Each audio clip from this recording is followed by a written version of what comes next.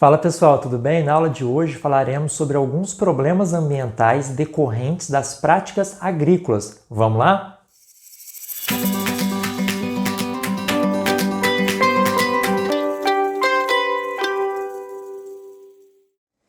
A busca pela sustentabilidade ambiental não representa apenas uma condição ideal ou utópica que sirva de inspiração para tornar as ações humanas menos impactantes ao ambiente. Trata-se de uma necessidade, visto que todas as espécies que já existiram no planeta Terra, quando não adquiriram tal condição, desapareceram. Esse dilema também permeia a agricultura, afinal nós somos quase 8 bilhões de seres humanos que dependem dela tanto quanto da preservação dos ecossistemas que vêm sendo degradados por conta da sua prática, que remonta aí desde o período ágrafo, o período da antiga pré-história.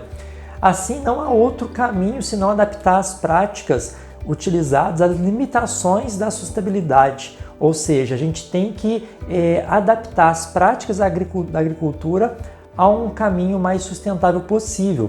Não há agricultura ou qualquer outra atividade humana que não produza algum tipo de impacto ambiental. O conceito de agricultura sustentável, ela propõe, portanto, um meio termo. A gente precisa cultivar esse alimento, só que sem degradar tanto o meio ambiente. E existem alguns problemas ambientais que são muito fortes quando a gente faz essa prática agrícola de maneira equivocada. E a gente vai listar alguns deles agora. Segundo a Organização das Nações Unidas para a Alimentação e Agricultura, a FAO, entre 2000 e 2010, 13 milhões de hectares de floresta foram retirados para outros usos, especialmente agrícolas, ou perdidos por causas naturais. As maiores perdas ocorreram na América do Sul e no continente africano. Boa parte do desmatamento que ocorre a nível mundial, embora também conte com a participação de outros setores, como o madeireiro de mineração, está diretamente relacionado à produção agropecuária. Nesse sentido, merece destaque o desmatamento na Amazônia e no Cerrado. Esse fenômeno, pessoal, é motivado pela combinação de três fatores. A estratégia de aumentar a produção por meio da expansão de fronteiras agrícolas, que ocorre especialmente no mundo subdesenvolvido, periférico, aproveitando-se de leis ambientais menos efetivas e menor fiscalização sobre a atuação de quem faz o desmatamento. A incorporação de novas tecnologias que possibilitam o cultivo em locais anteriormente descartados para sua produção em larga escala, e a atuação de corporações internacionais que causam a desestruturação dos sistemas produtivos regionais, muitas vezes obrigando a própria população nativa a se tornar um dos principais atores do desmatamento.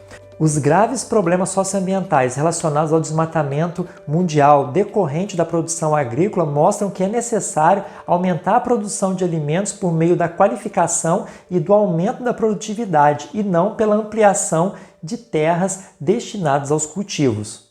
Em 2011, os Estados Unidos registraram uma área queimada total de 3,2 milhões de hectares, a maior marca de sua história até então. As queimadas podem ser naturais ou provocadas pelo ser humano. Regiões que enfrentam longos períodos de estiagem, como o oeste dos Estados Unidos ou o Cerrado no Brasil, costumam apresentar elevada incidência de queimadas naturais anualmente.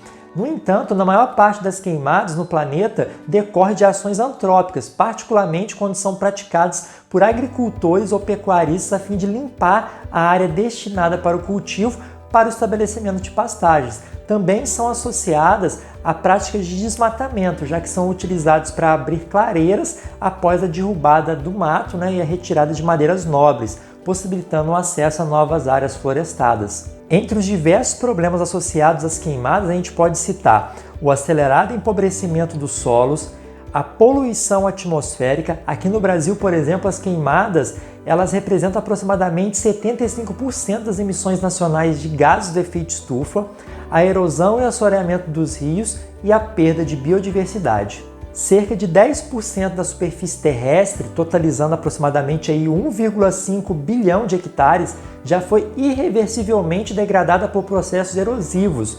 O emprego de práticas inadequadas de agricultura e pecuária, além de fatores como desmatamento e a construção de estradas, combinado com a ação natural dos ventos, das chuvas, das águas superficiais, dos rios, provoca o transporte da terra solta para as regiões mais baixas do relevo. Esse processo a gente chama de erosão.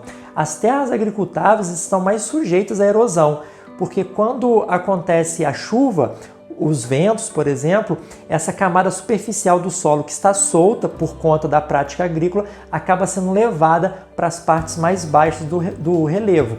Então, o processo erosivo tende a se tornar mais intenso nesses locais. E existem 3 níveis de erosão nessas áreas agrícolas que podem ser mais ou menos intensas. A gente tem os sulcos, que são cortes superficiais do terreno provocados pelos escoamentos das águas pluviais, a água da chuva, né? A gente tem as ravinas, quando os sulcos se tornam mais profundos na superfície do terreno, e a gente tem as vossorocas, que são buracos de grandes dimensões que se abrem no terreno formados pela concentração de água da chuva naquele terreno que já está bastante erodido. Tais processos erosivos, quando ocorrem, devem ser controlados rapidamente, preservando-se as áreas de risco e adequando-se as atividades praticadas às condições naturais. Se isso não for feito de maneira rápida, o processo erosivo tende a aumentar cada vez mais, vai se transformar numa vossoroca e pode acontecer o processo de arenização. O problema da erosão ainda leva esse material sedimentado para os rios, provocando assim o seu assoreamento, que é a redução do fundo desse rio, ou seja, ele se torna mais raso e mais propenso então a enchentes. Segundo a FAO, aproximadamente metade dos 250 milhões de hectares irrigados no planeta já apresenta problemas de salinização e 10 milhões de hectares são abandonados anualmente por causa desse problema.